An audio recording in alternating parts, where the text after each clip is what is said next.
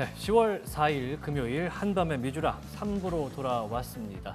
저희가 2부에서는 이제 특징주와 함께 주요 3대 지수가 어떻게 올라가고 있는지 혹은 내려가고 있는지를 공유를 해드렸었는데요. 마지막에는 엔비디아와 TSMC 소식까지 공유를 해드렸었는데 참 이 미국 시장이 상당히 변동폭이 극심하고 놀라울 정도로 빠르게 이 매수와 매도가 이루어지는 모습을 좀 볼 수가 있을 것 같습니다. 지금 방송 시작하면서 제가 이제 히트맵과 각 이제 3대 지수마다 지금 변동폭이 얼마나 되는지를 좀 봤더니 굉장히 V자 곡선을 그리는 그런 지수들이 있어서 지금 한번 확인을 좀 해봐야 될 것 같습니다. 자, 다우존스 지수 0.12% 오르는 모습을 보이고 있는데요. 왔다 갔다가 굉장히 심해 보이는데 지금 훅 들어왔다가 다시 올라가는 모습을 좀 보이고 있고 옆에 있는 S&P 500 지수 지금 역시 보시는 것과 같이 다시 한번 왔다 갔다 V자 반등을 시도하면서 0.4% 오른 채 거래가 되고 있습니다. 5,724포인트에서 거래가 되는 S&P 500 지수고요. 나스닥 지수입니다. 18,000선을 다시 올라갔죠. 어제 과연 18,000선 깨진 것을 회복할 수 있을까라고 생각을 했었던 어제 장이었는데 바이든 대통령께서 이제 한마디를 좀 내놓으면서 이란에 대한 정유시설 타격 가능성 딱 내놓으면서 바로 반락하는 모습을 좀 보였었고요.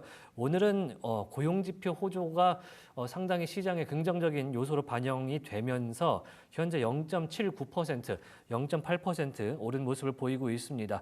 자, 오늘자로 보시면은 자, V자가 확연하게 보실 수가 있을 것 같은데 훅 떨어졌다가 다시 점차 회복하는 모습을 보실 수가 있을 것 같습니다. 시간상으로 봐도 여기서 지금 보이시죠?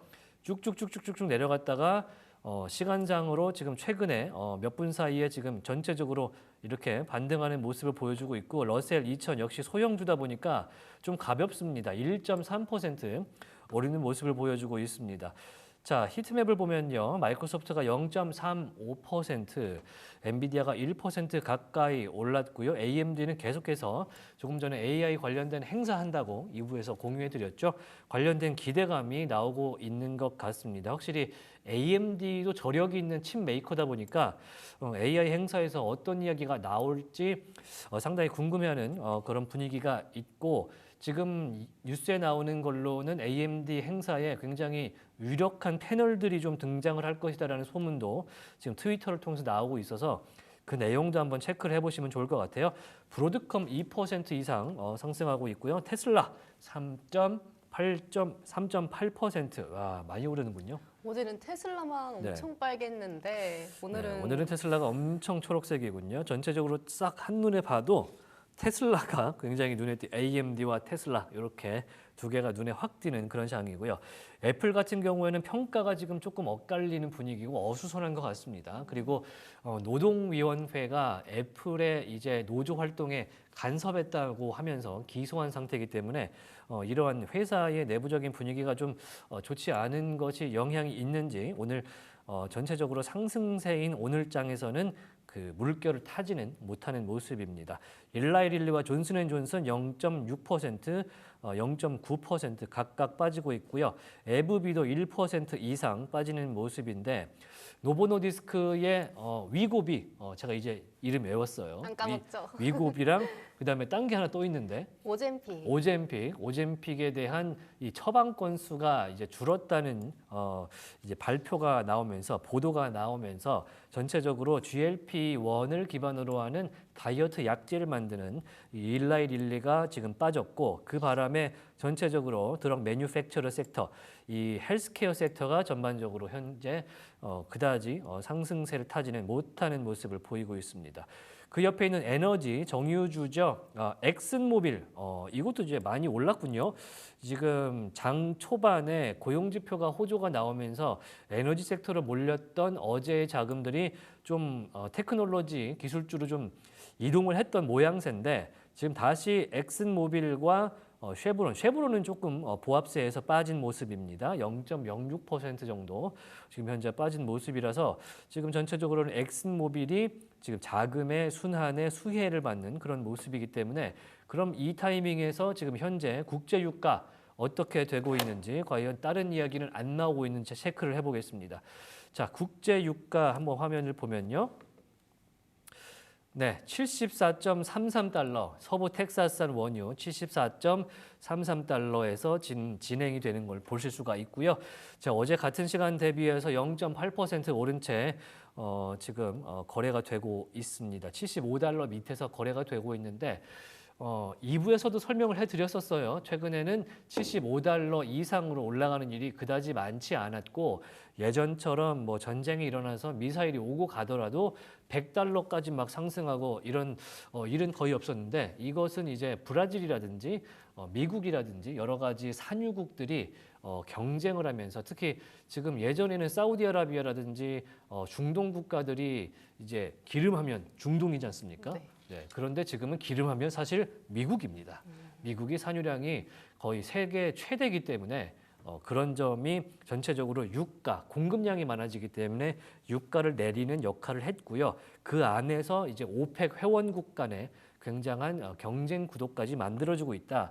하지만 그래도 전쟁 갈등이 빚어질 때는 이렇게 어제처럼 5% 이상 급등하는 모양새도 보실 수가 있었던 그런 장세인데 오늘은 현재까지는 중동 관련해선 그렇게까지 크게 업데이트된 내용이 나오지 않고 있기 때문에 1% 이내에서 현재 상승하는 모습입니다. 아무쪼록 지금 뭐 이스라엘과 뭐 레바논, 베이루트 관련해서 어제도 마찬가지고 오늘도 지금 대피 명령 같은 것들이 지금 이야기는 나오고 있어서 그 내용에 대해서 업데이트가 되면 저희가 4부까지 진행하는 동안 공유를 해드리도록 하겠습니다. 자, 상당히 지금 숨가쁘게 진행되는 뉴욕 증시와 그리고 뭐 국제 유가, 중동 정세이기 때문에 요것들을 저희가 체크를 아니할 수가 없는 그런 미국장 아침장이 되겠고요. 지금 월스트리트 저널 제가 지금 보고 있는데 관련해서 지금 업데이트된 것은 없고요. 블룸버그도 현재 이스라엘과 관련돼서는 지금 헤드라인만 하나 나온 게 있군요. Israel bombs Beirut targets as Iran calls on Arab world to unite. 그러니까 이 얘기는 뭐냐면 이게 이스라엘 폭격과 관련해서 지금 베이루트가 타겟이 되고 있지 않습니까? 이스라엘의 보복 공격이 지금 레바논으로 이란보다 레바논으로 치우치고 있는데 이란이 아랍 세계의 연합을 촉구했다. 그러니까 전체적으로 우리가 좀 뭉쳐야 된다 이런 얘기가 지금 나온 그런 기사를 블룸버그에서 이렇게 헤드라인으로 내고 있습니다. 이 내용 자체는 제가 아까 확인을 했었는데 그렇게 업데이트된 소식보다는 이란에서 전체적으로 중동과 아랍 세계의 단합을 좀 촉구하는 그런 내용만 담겼다. 그렇게 설명을 해드릴 수 있을 것 같고 지금 블룸버그 상의 오른쪽에 보이는 자동차 저희가 오늘 방송을 위해서 사실 많은 뉴스들을 가다듬고 정리를 하다 보니까 자동차 뉴스가 오늘따라 그렇게 많더라고요. 네. 자동차 관련된 뉴스가 뭐 자동차 좋아하시는 분들 상당히 많으실 텐데 테슬라도 현재 뭐 3% 이상, 4% 이상 오르고 있군요. 테슬라 4%가량 지금 오르면서 전체적으로 자동차 업종 그리고 전체적으로 자동차 제조업종에 대한 기대감이 상당히 커진 상태이기 때문에 제너럴 모터스 2%, 포드 0.5% 오르듯이 자동차 업종 수혜를 받을 타이밍이 언젠가 사실 재고 있었어요. 그랬더니 오늘 바로 방금 전 보셨던 그런 뉴스가 나온 겁니다. 지금 블룸버그를 통해서 딱 보시면은 지금 EU에서 중국산 전기 자동차에 대해서 지금 관세를 추가적으로 부과해서 최대 45%까지 부과할 수 있는 그런 EU의 결정이 나왔다. 이렇게 블룸버그에서 이야기를 하고 있는데 저희 방송하기 한 1시간 전에 그러니까 저녁 한 9시, 8시 반에서 9시 전쯤에 이제 EU에서 EU 집행위원회가 중국 전기차에 대해서 추가 관세를 부과하는 결정을 사실상 확정했다 이런 뉴스가 나왔기 때문에 이 뉴스도 저희가 정리를 좀 해봤습니다. 그러면 이 내용에 대해서 이제 한번 제가 장표를 한번 만들어봤으니까 네. 오늘은 이제 분위기 특히 자동차 업종 얘기를 할 건데 지금 테슬라가 4%나 오르잖아요. 좋은 마음으로 한번 바라보도록 하겠습니다. 자, 어떤 이야기가 나왔을지 한번 찾아보면요. 자, 유럽연합이 중국산 전기 자동차에 대해서 최대 45.3%라는 이 관세, 그러니까 들여올 때 거기다가 추가적으로 세금을 붙이는 그 안을 통과시켰다. 이런 뉴스가 일제히 특히 로이터라든지 유럽 언론들을 통해서 나오게 됐습니다. 오늘 유럽연합 집행위원회에서 결정이 난 사안이고요. 요게 이제 확정이 되긴 했는데 다음 주 수요일에 돼서 이제 일종의 의회의 뭐랄까요? 이제 땅땅땅이 필요한 그런 것만 이제 순서만 남았다. 그렇게 언론에서는 밝히고 있고 오늘 EU 집행위원회에서 27개국이 투표를 했다고 합니다. 그러면서 10개국이 찬성을 했고요. 독일과 헝가리 같은 나라들 5개국은 반대를 했고 12개 국가가 기권표를 던졌다고 합니다. 그러니까 결과적으로는 12개 국가가 기권하고 10개가 찬성을 했는데 그럼 이게 통과가 왜 된 것이냐라고 생각하실 수가 있을 것 같은데 여기에는 써놓지는 않았는데 인구를 종합해서 과반을 넘으면 된대요. 그래서 이 10개국이 찬성한 표에서 인구 과반을 EU 중에서 넘었기 때문에 이걸 찬성하는 걸로 확정이 됐다고 하고요. 이게 무슨 얘기냐?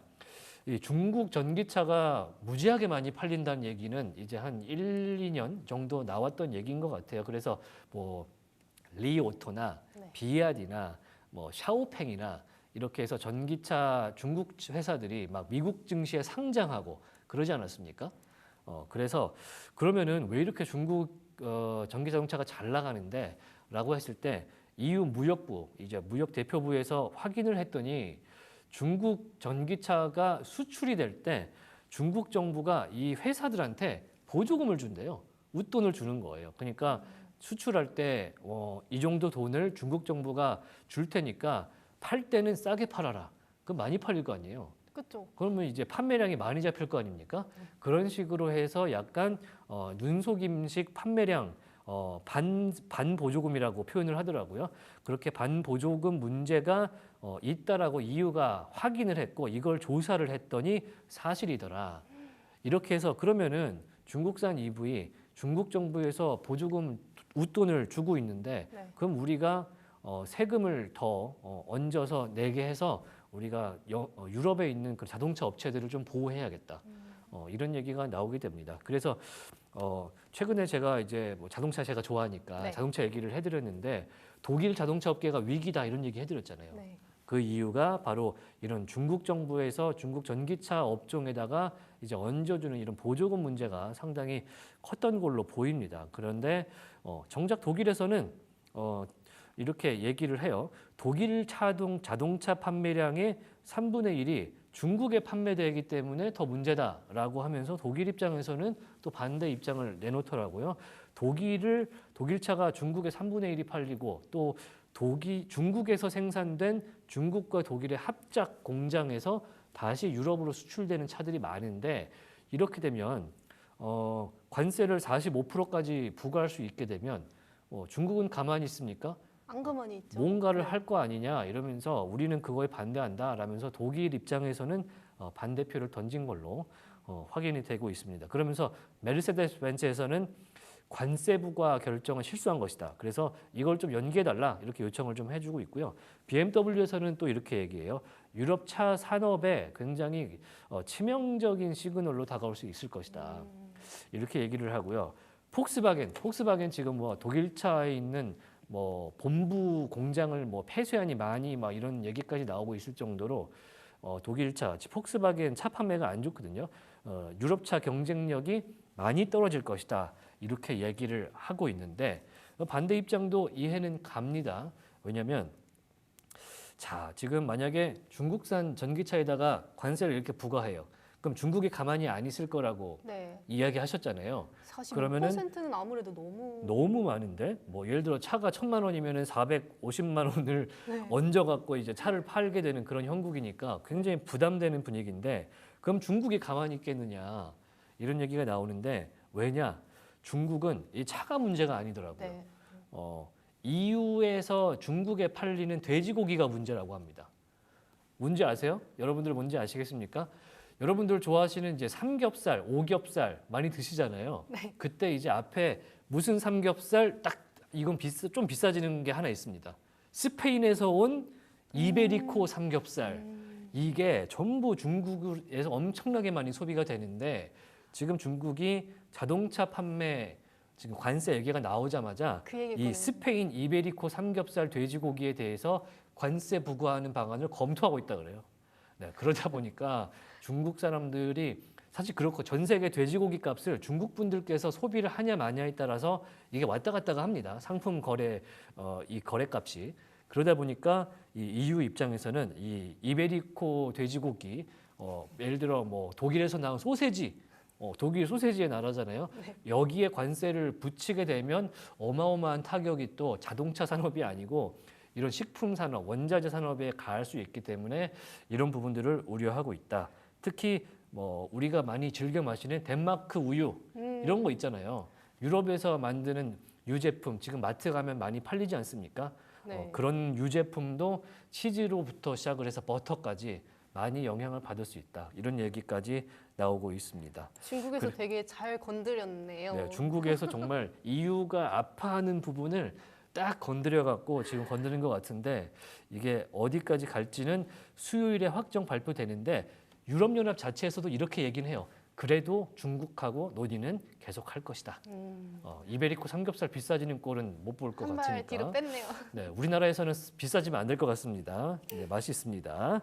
자, 그러면은 이제 앞서서 저희가 1부와 2부에서도 고용지표 얘기해드렸고 상당히 좋은 소식에 오늘 호조새로 나온 고용지표에 힘입은 3대 지수 상승하는 모습을 보였고 V자 반등까지 시도하고 있다 이렇게 말씀을 드렸었는데 현재 시장 어떻게 보고 있는지 전문가의 의견을 한번 만나봐야 될 것 같습니다. 김준영 연구원 만나봐야죠.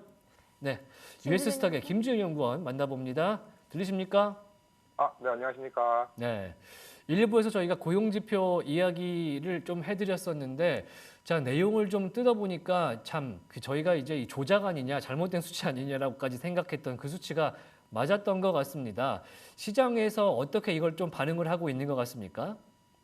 시장에서는 일단은 원래는 다음 금리 인하가 25bp일까 50bp일까를 고민을 했었는데 예. 오히려 이제는 25bp가 확정적이거나 아니면 살짝 쉴 수도 있는 거 아니냐 하는 우려가 처음에 생겼었습니다. 네. 그러면서 이제 좀 처음에 이제 보고서가 나왔을 때는 좋은 보고서에 상승을 했다가 그런 우려와 함께 하락하는 모습을 보였는데요.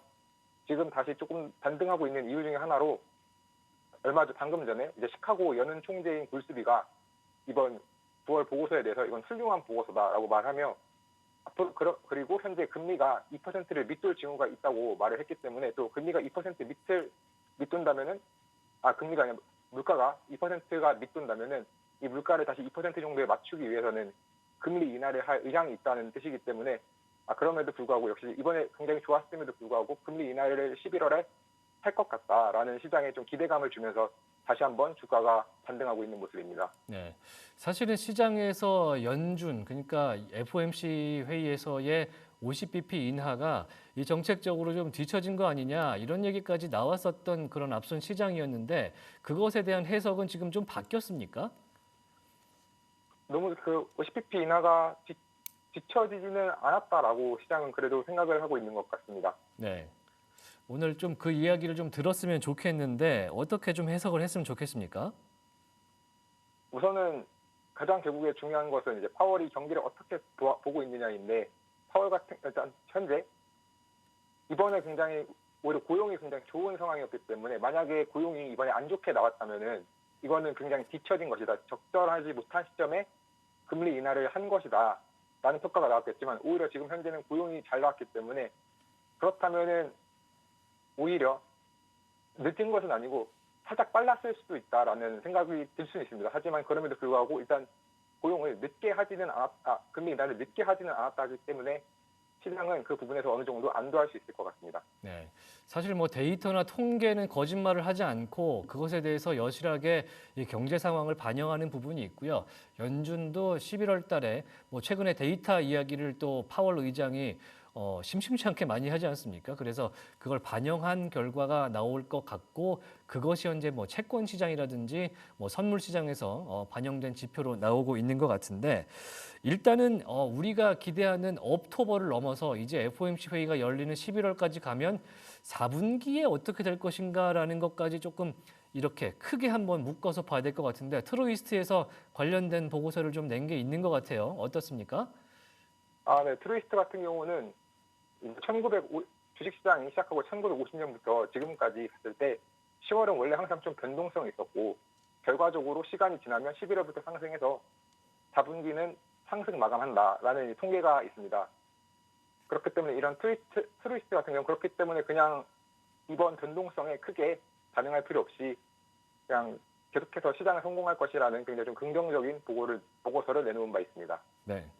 4분기까지 뭐 상승할 수 있다 그런 가능성을 좀 이야기하는 그런 보고서들이 지금 연준의 오늘 고용 지표가 나오는 어제 그제부터 지금 슬며시 나오더라고요. 만약에 오늘의 지표가 잘 나온다는 걸 애초에 감안하고 이제 상승을 기대하는 그런 보고서들이 좀 나오는 것 같은데 앞으로도 연구원께서 좀 소개를 해주시면 좋을 것 같고 일단은 뭐 특징주나 섹터별로 좀 현재 상황, 현재 지수 돌아가는 것과 반영해서 이야기를 좀 주시면 좋을 것 같은데요.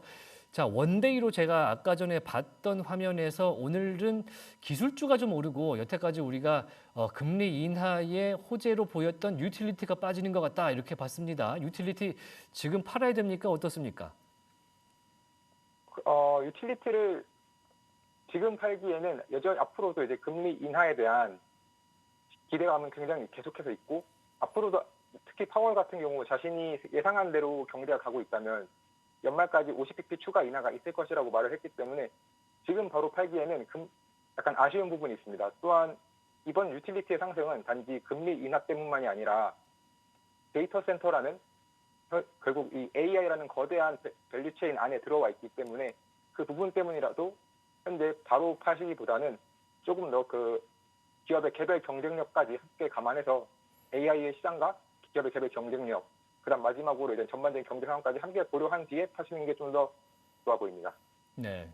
최근에 나온 뉴스가 이제 뭐 3마일 원전까지 재가동 시켜서 이제 전기를 끌어와야 되는 그런 상황이다. 그게 다 AI 때문이다. 이런 뉴스까지 나왔기 때문에 이 원자력 관련된 관련주가 또 급등하고 이런 모습들이 최근에 한 열흘 사이에 있었지 않습니까? 그래서 이 AI 센터를 돌리는 데 있어서 전기가 굉장히 중요하겠구나. 또 유틸리티 같은 경우에는 이제 굉장히 배당도 많이 해주는 그런 주식들이 많다 보니까 많이들 찾고 있다 이런 생각이 좀 들고 있는데 지금 아까 우리 김연구원께서 공유해주신 제가 이제 오늘의 내용들을 좀 보니까 유틸리티도 좋고 기술주도 좋고 여러 가지 호재성 섹터들이 많은데 이제는 다른 데를 한번 봐야겠다 이런 내용도 하나 있는 것 같았어요. 이걸 공유를 좀 부탁드리겠습니다. 네. 이제 스톤엑스라는 회사의 최고 투자 전략가인 캐서린 루니 베라라는 사람이 현재 좀 유틸리티 섹터가 이제 좀 많이 올랐다라는 처음에 의견을 말했습니다. 왜냐하면 이제 200일 이평선을 기준으로 20% 이상 현재 유틸리티 기업들이 거래를 하고 있는데 이거는 최근 말고 2000년에 딱 10월에 단 하루만 있었던 굉장히 특이한 상황이다. 그렇기 때문에 현재 유틸리티 기업은 좀 오버밸류된 부분이 있고 특히나도 이러한 유틸리티 섹터의 성장을 이끌었던 컨스텔레이션 에너지나 비스트라 등 이 기업들의 주가가 이미 애널리스트의 목표가보다 좀 높은 모습을 보였기 때문에 자신이라면 이제 유틸리티에서 이미 이익을 봤다면 그걸 팔고 나서 또 다른 방어주로 투자를 할 것 같다. 그리고 그 방어주는 좀 헬스케어 섹터로 좀 생각을 하고 있다라는 발언을 한 바 있습니다. 네. 그렇기 때문에 아마 방어주 관련해서는 이제 헬스케어가 좀 유망하다라고 이 스톤엑스의 최고 투자 전략가는 생각을 했는데요. 이와 조금 반대되는 발언을 한 것이 이 모닝스타의 전략가인 앤드류 비스초프였는데 여전히 미국 전역에서 에너지 수요가 좀 증가하고 또 산업 캐펙스도 즉적으로 증가하기 때문에 뿐만 아니라 이제 레커님께서도 말씀하셨다시피 이런 유틸리티 섹터는 배당금에 대한 매력도 굉장히 큰 편인데 오히려 2025년 내년에는 더 강력한 배당금의 증가가 예상되기 때문에 좀 유틸리티 섹터는 계속해서 들고 갈 만하다. 데이터 센터에 대한 특히 이런 여러 환경에 대해서 유틸리티에 대한 시장의 환호는 정당하다라는 발언을 한 바 있습니다. 네. 시장에서 특히 이제 대형 투자자분들 입장에서는 가장 선호하는 게 이제 무위험 수익 아니겠습니까? 그런 측면에서 배당주가 상당히 매력적인데 그런 측면에 유틸리티가 이제 한 가운데 있다. 그리고 최근에 AI 데이터 센터와 관련해서 이제 에너지 수요가 상당히 높아지기 때문에 전기가스 수도가 들어있는 유틸리티를 주목하라. 그리고 헬스케어도 한번 주목해 봄직하다. 이렇게까지 이야기를 들었습니다. 자, 현재 사실 3대 이제 뉴욕 3대 지수가 V자 반등을 시도를 하다가 지금 뉴욕 증시의 다우존스 종합 지수는 지금 다시 마이너스로 돌아선 그런 모습을 보이고 있거든요. 지금 장세가 많은 분들께서 극초반에는 막 환호성을 지르다가 정신 차려 보니까 다른 사람들은 딴 데 가서 투자하고 있고 나만 여기 남아 있고 막 그런 느낌인 것 같습니다. 지금 장세 좀 보시기에 어떤지, 그리고 남은 시간 상당히 많은 시간이 좀 남아 있는데 어떻게 오늘 장을 마무리를 좀 끝까지 해야 될지 한번 말씀을 좀 부탁을 드리겠습니다. 저는 이번 장의 좀 특징적인 모습을 러셀 2000이랑 S&P 500으로 좀 비교해서 보고 싶습니다. 원래 통상적으로 금리 인하 시기에는 특히 지난 50bp 인하했을 때 원래는 러셀 2000이 일반적인 대형주보다 더 주가 상승률이 높아야 하는데 이번 9월에 FOMC에서 50bp 인하했을 때는 그런 모습을 보이지 못하고 S&P 500이 러셀 2000보다 더 높은 수익률을 보였습니다.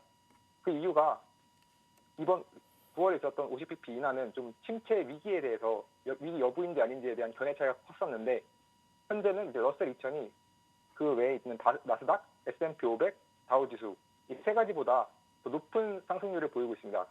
그 이유는 이제 이번에 결국에는 고용지표가 굉장히 잘 나오면서 최소한 이제 이번에는 이제 리세션에 대한 시장의 어떤 우려가 굉장히 좀 많이 줄어들었다라는 것을 알 수 있습니다.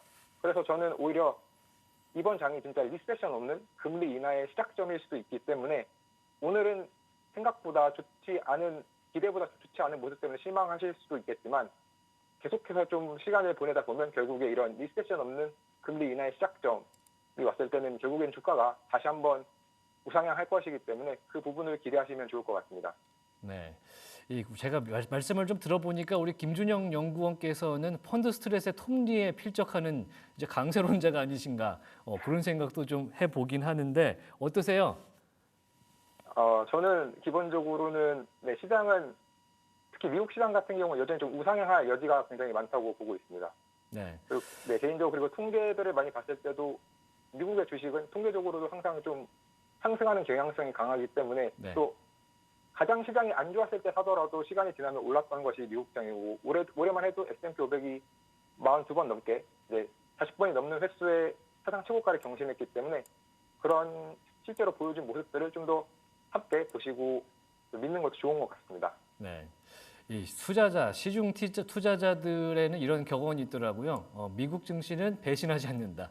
이런 얘기를 하고 있는데 최근에는 조금 배신을 했었어요. 등을 돌린 모습을 보였었는데 이제 중동 전쟁 같은 이슈 때문이었던 것 같고 과연 이 고용지표 호조 이후에 다시 백건트랙 할 수 있을지 그걸 좀 지켜봐야 되는 그런 상황인 것 같습니다. 자, 이번 한 주 US 스탁의 김준영 연구원과 매일 2번씩 이렇게 연결을 해봤는데요. 늦은 시간까지 매일 고맙습니다. 다음 주에 또 뵙도록 하겠습니다. 고맙습니다. 네, 고맙습니다. 네, 뉴욕 3대 증시 좀 지금 좀 혼조 장세랄까요? 변동성이 좀 커진 상태로 지금 유지가 되고 있어서 저희들도 이 설명을 좀 해드릴 때 지금 빠진 것 같아요라고 해서 이제 한번 보여드릴게요라고 말씀을 드리면 다시 또 올라가 있고 올라가서 보여드리려고 하면 다시 빠져 있고 뭐 이런 상태로 지금 왔다 갔다가 심한 그런 변동성을 보이고 있기 때문에 조금 그걸 또 감안해서 저희 좀 예쁘게 봐주시면 좋을 것 같습니다. 조금 전에 이제 김주영 연구원께서 말씀해주셨던 헬스케어 업종과 그 다음에 유틸리티 네. 상당히 매력적으로 보인다 이런 말씀까지 새겨드리면 좋을 것 같습니다. 오늘은 조금 헬스케어가 좀 빠지는 것 같아요. 네, 일라이릴리 뭐 이런 것들 좀 빠지는 것 같아서 좀 아쉽기는 하지만 일단은 일라이릴리와 뭐 노보노디스크는 뭐 저쪽 유럽에 있는 회사이기 때문에 조금 투자하기는 뭐 어렵다고 생각하시는 분들도 있을 수 있는데 뭐 감안하셔서 상당히 성장 가능성이 있다는 점도 말씀을 드리겠습니다. 자, 지금 보시면은 다우존스 산업 평균이 0.04% 빠진 채 지금 거래가 되고 있고 저희가 이제 화상 연결을 김영권과 할 때 플러스가 됐다가 또 다시 빠지고 이런 모습을 보여주고 있거든요.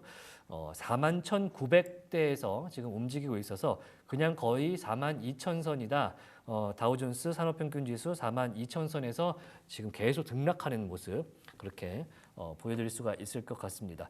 S&P 500 지수도 비슷합니다. 뭐 V자 반등을 시도하는 경향이 있었으나 현재 0.09% 지금 상승한 채 굉장한 지금 치열한 보합세로 지금 거래가 진행되고 있어서 조금 경계가 필요한 그런 부분이 있을 것 같고요.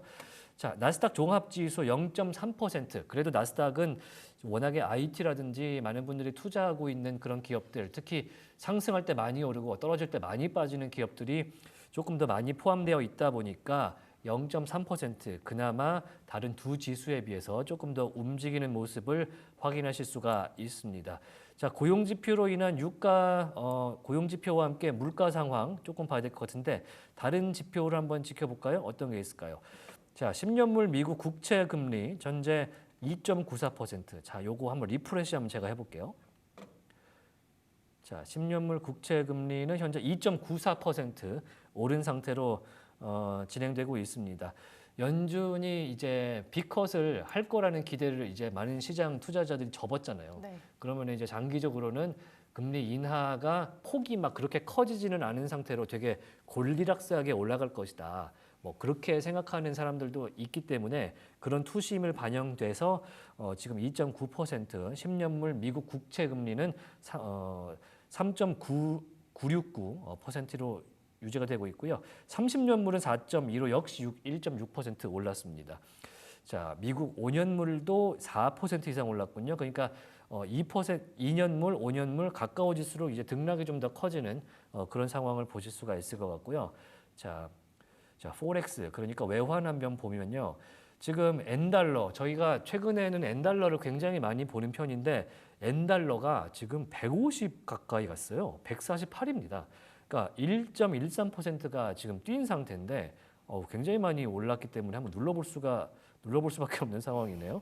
자, 보시죠. 원데이로 보면 어이구 지금 N달러 환율이 이렇게 폭등합니다.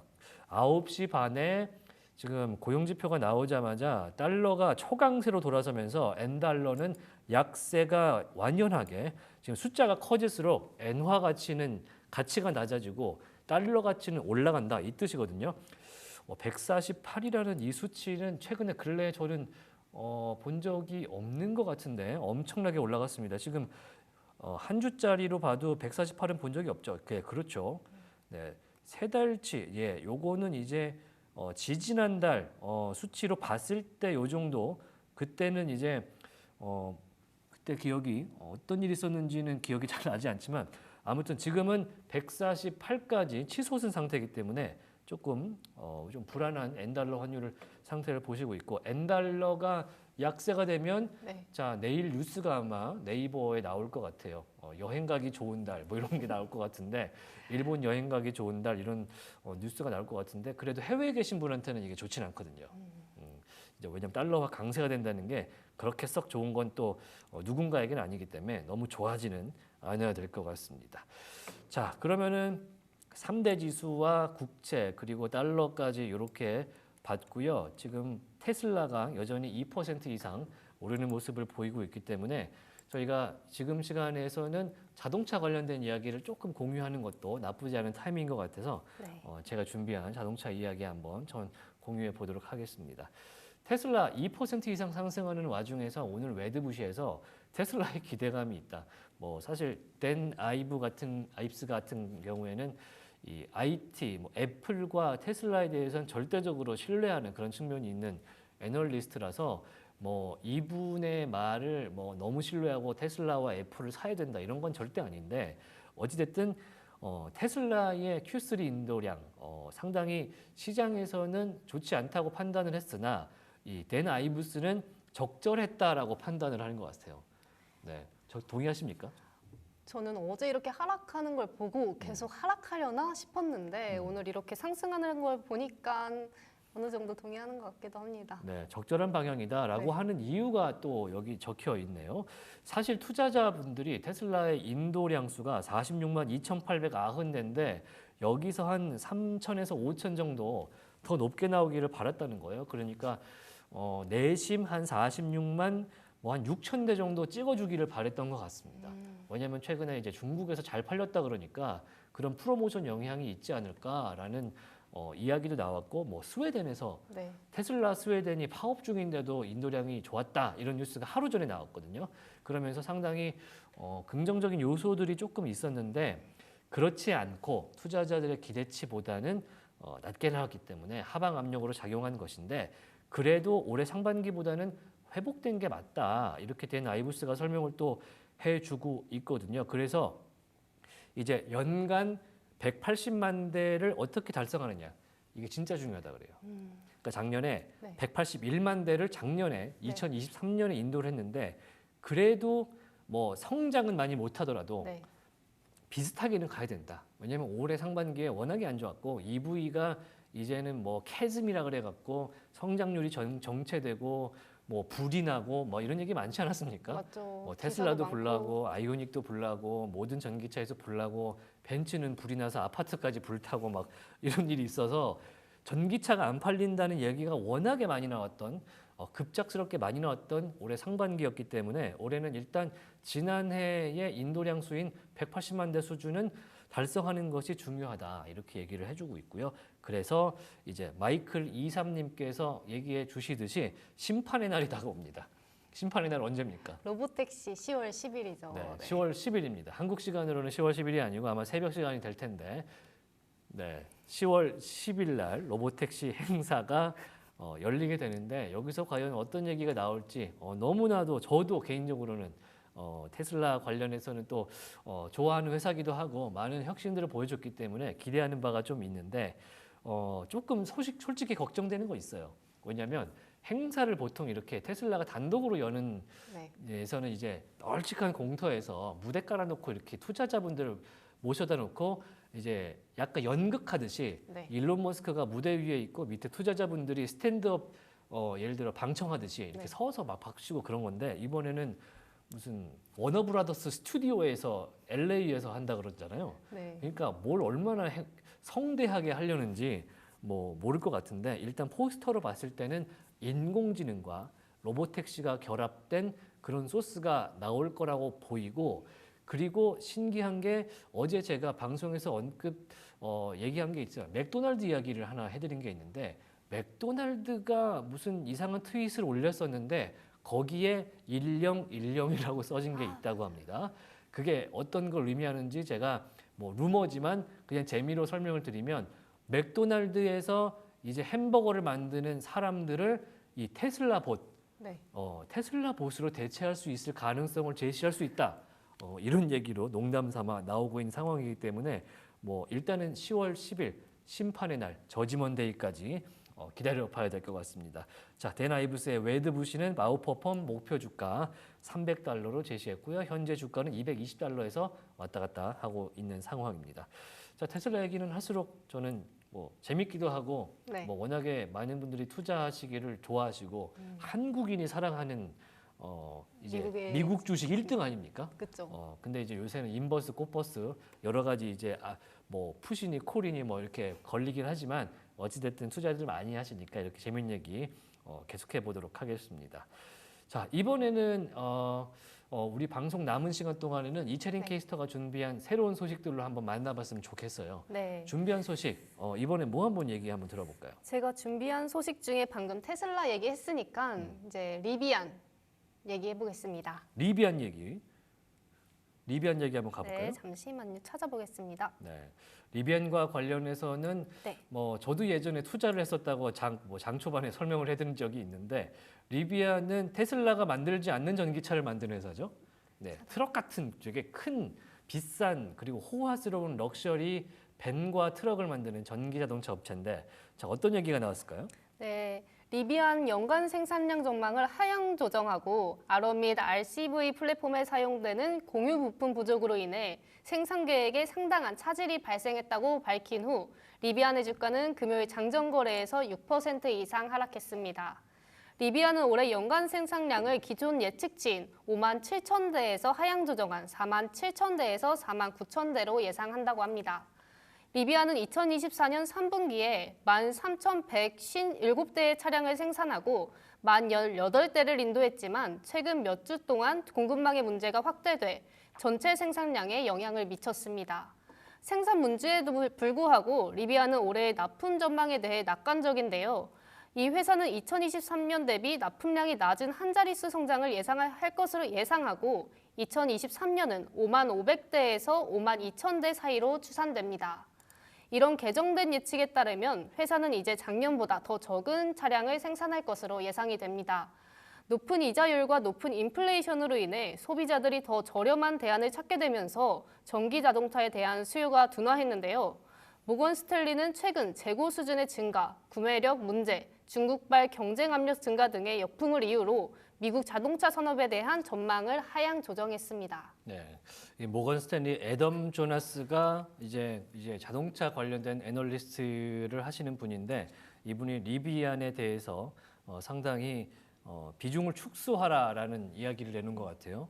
지금 보니까 타깃 가격이 $16였었는데 네. 13달러로 이제 목표 주가를 재설정하는 그런 리포트가 오늘 나온 것 같습니다. 지금 기사를 동시에 저도 한번 같이 봤었거든요. 네. 리비안이 생산량이 지금도 그렇게 많지는 않은데 생각해 보십시오. 예를 들어서 지금 3분기에 테슬라가 시장 예상치를 미스했다고 하는 인도량이 46만 대예요. 네. 그런데 리비안이 이제 한 해 인도 가능한 이제 전망치가 5만 7천 대 수준이라고 하니까 공 하나 차이요. 정말 갈 길이 멀죠. 이거 1년 동안 5만 7천 대 만들 수 있다고 전망한 거니까 정말 갈 길이 먼 것 같은데 어찌됐든 리비아는 현재 지금 어떤 분이 말씀을 또 해주시긴 하는데 아마존의 배송 트럭 있잖아요. 네. 예를 들어 우리나라 쿠팡 트럭 같은 네. 아마존의 그 배송 트럭에 그 배송 트럭을 납품하고 있어요. 네. 그러다 보니까 상당히 귀엽고 특이하게 생긴 그런 전기차가 미국 땅에서 지금 돌아다니고 있는데 일단 이걸 납품을 못 하고 있으니까 전망치를 하향할 수밖에 없고 네. 아마존도 아마 이런 자율주행이 되는 전기차 배송 트럭이 늦게 들어오는 것에 대해서 좀 불만이 있지 않을까 이런 생각도 좀 가져봅니다. 자, 그러면 이번에 제가 이어받아갖고 남은 시간 자동차 이슈 한 개 정도만 더 이야기를 좀 해볼까요? 일단 포드가 지금 문제가 되고 있습니다. 포드가 조금 전에 제가 장표를 보여드릴 때 포드가 테슬라 관련해서 이제 전체적으로 자동차 섹터가 올랐기 때문에 같이 좀 동반 상승하는 경향이 있었고 어제도 말씀드렸고 그제도 말씀드렸었는데 포드에 대해서는 많은 회사들이 조금 우려를 하는 가운데 포드의 전기차 전략이 나쁘지 않다라고 평가를 하면서 매수 등급을 내렸던 그런 그 리포트들이 나왔었거든요. 그렇기 때문에 상당히 기대되는 포드이기도 한데 포드가 오늘 NHTSA 그러니까 미국 도로교통안전국으로부터 리콜 관련된 이야기가 되게 큰 게 하나 나왔습니다. 굉장히 짧은 건데요. 이제 포드 엣지라는 이 뭐랄까 크로스오버 천정이 좀 낮은 SUV가 있는데 이게 한 40만 대 정도, 36만 8천 대를 리콜을 한다 그럽니다. 그 사유가 뭐냐? 브레이크가 고장 날 수 있다. 너무 엄청난 위험하잖아요. 문제죠. 네. 그래서 이제 포드가 이 차를 판매한 것이 2015년부터 17년 옛날이에요. 한 10년 전쯤부터 한 7년 전쯤까지인데 그래도 이 차량이 미국 분들은 차를 많이 안 바꾸거든요. 좀 길게 쓰시는 분들이기 때문에 지금 브레이크에 문제가 있어서 포드에는 좀 부담이 되는 그런 이야기가 있는데 그런 뉴스가 나왔음에도 불구하고 역시 포드 자동차는 오늘 테슬라와 전체적인 자동차 제조업 섹터의 이제 수혜, 이 고용지표의 수혜를 통해서 0.6% 정도 현재 상승하는 모습을 보여주고 있습니다. 포드 자동차는 사실 짐 팔리 CEO가 취임한 이후에 예전에 포드 자동차는 네.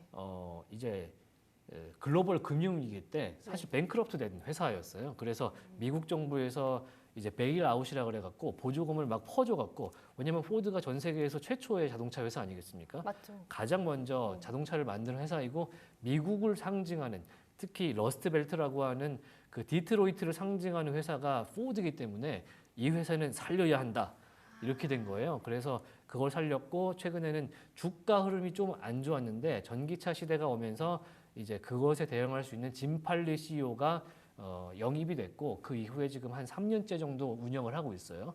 그러면서 지금 2디짓 두 자릿수까지 주가를 회복한 상태다. 그래서 앞으로 어떤 전망을 좀 내놓을지는 모르겠지만 포드가 지금 만약에 전기차로 좀 혁신적으로 좀 전환을 잘 한다면 테슬라까지는 아니더라도 그래도 이제 전통 기름을 쓰는 자동차 업종 중에서는 좀 치고 나갈 수 있지 않을까라는 생각도 한번 가져보겠습니다. 자, 아까 제가 자동차 관련해서는 중국산 EV에 관세가 부과됐다는 안이 통과됐다는 소식도 전해드렸었고요. 조금 전에 알려드린 이베리코 얘기하다가 저희가 알려드리지 못했는데 중국산 테슬라 차량이 있어요. 네. 중국 샹하이 공장에서 굉장히 큰 기가 팩토리에서 테슬라 차량이 막 쏟아져 나오는데 우리나라에도 수입이 되고 있거든요. 이거에 대해서도 이제 유럽에서 특별 관세 9%를 추가로 부과하는 걸로 확정이 된 걸로 확인이 되고 있습니다. 그래서 기본 관세 10%에 중국산 테슬라 차량 9% 그러니까 부가세까지 합쳐서 9.9%로 제가 알고 있는데 그래서 19.9%의 관세가 붙게 돼서 테슬라한테 호재인지는 모르겠습니다. 그런데 좀 그런 상황이 됐다 안내를 좀 드리도록 하겠습니다. 자, 이렇게 해서 미주라 3부까지 진행이 됐습니다. 4부에서 뵙겠습니다. 3부 고맙습니다.